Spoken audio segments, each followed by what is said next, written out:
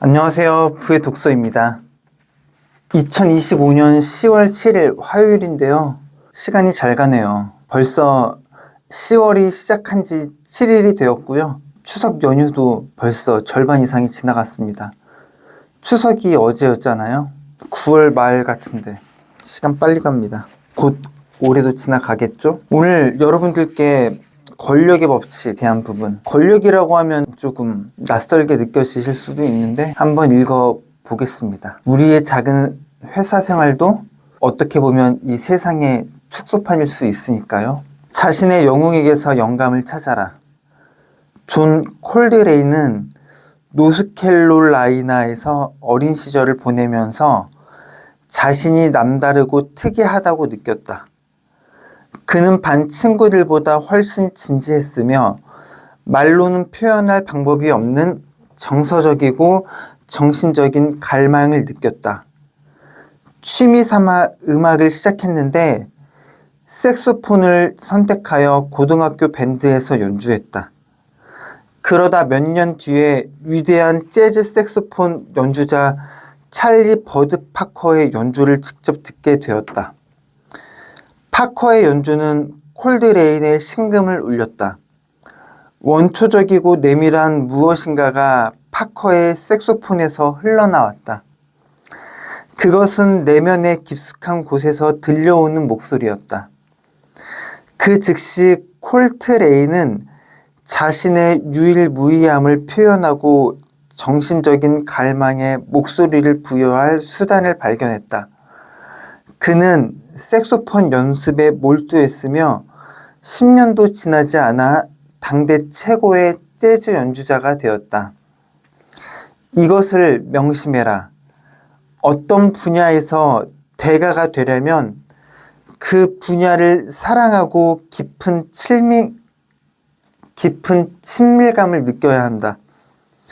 당신의 관심은 자신의 분야를 초월하여 종교의 경지에 근접해야 한다. 콜트레인의 관심은 음악 자체가 아니라 벅찬 감정의 목소리를 부여하는 것이다. 누군가의 업적이 당신에게 중대한 영향을 미치는가? 그것을 분석하여 본보기로 삼아라. 자신의 기이함을 끌어안아라. 가장 용기 있는 행동은 스스로 생각하는 것이다. 사람들은 대가를 일컬어 유래를 찾을 수 없는 사람이라고 말한다. 스티브 잡스 같은 사람은 한 명도 없었다. 워런 버핏 같은 사람은 한 명도 없었다. 알베르트 아인슈타인 같은 사람은 한 명도 없었다. 그들은 유일무이하다. 그들은 자신을 다른 존재로 만드는 특성을 끌어안았다. 물론 여기에는 고통이 따른다.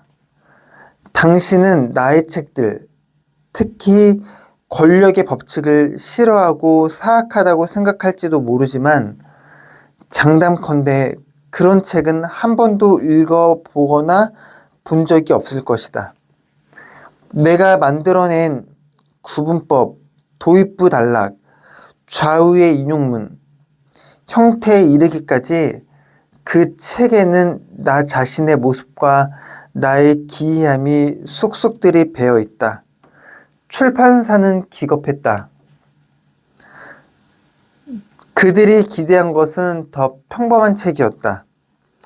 나는 이렇게 말했다. 안 돼요. 이런 책은 한 번도 출간된 적 없다는 건 알지만 지금 그대로 할 겁니다. 나는 스스로의 기이하고 특이한 점을 고수했다. 당신을 기이하고 괴상하고 신기하고 남다르게 만드는 특징을 고수하라. 그것이 힘의 원천이다. 무엇이 당신을 더 생기 넘치게 하는가?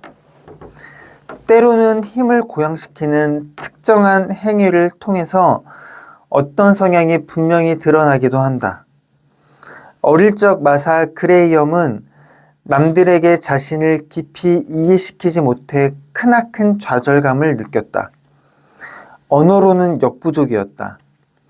그런데 어느 날 난생 처음으로 무용 공연을 관람했다. 수석 무용수에게는 움직임으로 감정을 표현하는 비법이 있었다. 그것은 말의 언어가 아니라 몸의 언어였다. 그녀는 곧장 무용 레슨을 받기 시작했으며 금세 자신의 소명을 깨달았다. 춤출 때에만 자신이 살아있음이 느껴지고 자신을 표현할 수 있었다. 몇 년 뒤에 그녀는 완전히 새로운 무용 형식을 창안하여 무용이라는 장르를 혁신했다. 오늘 당신을 존재의 정점에 있는 것처럼 느끼게 해주는 일을 해라.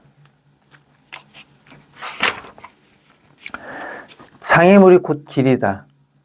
어떤 사람들은 어릴 적에 자신의 성향이나 미래의 진로를 인식하기보다는 자신의 한계만 뼈저리게 지각하기도 한다. 남들에게는 쉽거나 무난한 일들도 그들은 힘들어한다.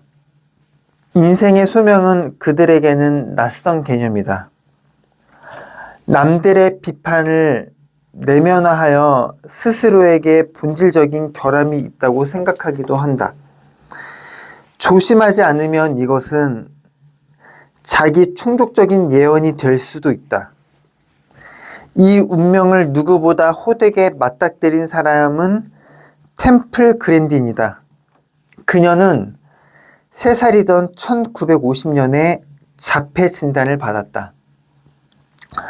의사는 그녀를 평생 동안 보호시설에 보내라고 권고했다. 그러나 그녀는 언어치료사의 도움으로 그런 운명을 모면하고 일반 학교에 다닐 수 있었다. 그러면서 서서히 동물과 자폐에 대한 깊은 관심을 키워왔다. 이것은 과학 분야의 경력으로 이어졌다.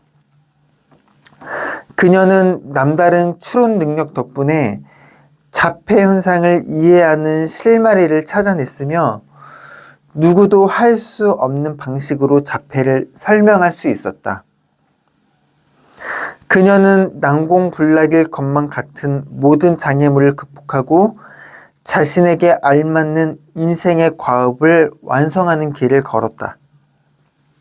우리는 한계에 맞닥뜨리면 창의적인 방법으로 대응해야겠다는 생각을 하게 된다. 템플 그랜딘이 그랬듯이 그 방법은 어느 누구도 해내지 못하고 심지어 생각하지도 못한 것일지도 모른다. 자신의 한계, 당신의 길에 놓인 장애물 중 하나를 오늘 직시해라. 그 장애물을 부숴도 좋고 넘어가도 좋고 돌아갈 방법을 찾아도 좋다. 도망치지만 마라. 그 장애물들은 당신을 위해서 세워진 것이니까. 작은 것들에 숙달해라. 자신에게서 감정과 성향이 아닌 결점만 눈에 띈다면 이 전략을 선택해라. 자신의 약점을 무시하고 남들과 비슷해지려는 유혹을 거부해라. 그 대신 당신이 잘하는 일에 주목해라. 미래에 대해 꿈을 꾸거나 원대한 계획을 세우지 말고 단순한 목표에 필요한 기술을 숙달하는 데 집중해라. 이렇게 하면 자신감이 생길 것이며 이를 발판 삼아 다른 분야로 나아갈 수 있다. 이렇게 한 걸음 한 걸음 나아가다 보면 인생의 과업과 맞닥뜨릴 것이다. 인생의 과업이 반드시 거창하거나 촉망받는 성향을 통해서 나타나는 것은 아니다. 결점의 탈을 쓰고 나타나서 당신이 잘하는 일에 집중하도록 유도하기도 한다. 이 기술을 갈고 닦으면 훈련의 가치를 배우고 보상의 노력을 받을 수 있다. 당신의 기술은 마치 피어나는 연꽃처럼 강점과 자신감의 중심부로부터 바깥으로 빼어나갈 것이다. 재능이 타고난 사람들을 시기하지 말라. 재능은 종종 저주이기도 하기 때문이다. 그런 사람들은 근면과 노력의 가치를 깨닫지 못해서 말년의 대가를 치르기 십상이다. 이 전략은 다른 어떤 역경과 난관에도 적용할 수 있다. 그럴 때마다 자신이 알고 잘하는 소수의 것들에 집중하면서 자신감을 회복하는 것이 현명하다. 스스로가 믿업지 않을 때에는 잘하는 것에 집중해라. 그 중심으로부터 바깥으로 뻗어나가라. 네, 오늘 인간의 법칙. 이 책 내용은 성공의 법칙이라고 말하는 게 나을 것 같아요. 사람은 누구나 특별한 부분이 있습니다. 어차피 살아가는 세상은 위험하기 때문에 더 큰 위험을 감수할 필요가 있다라는 말이 있죠. 오늘도 여러분의 멋진 하루 보내시길 바라고 저는 내일 더 좋은 영상으로 인사드리겠습니다. 끝까지 시청해 주셔서 감사합니다.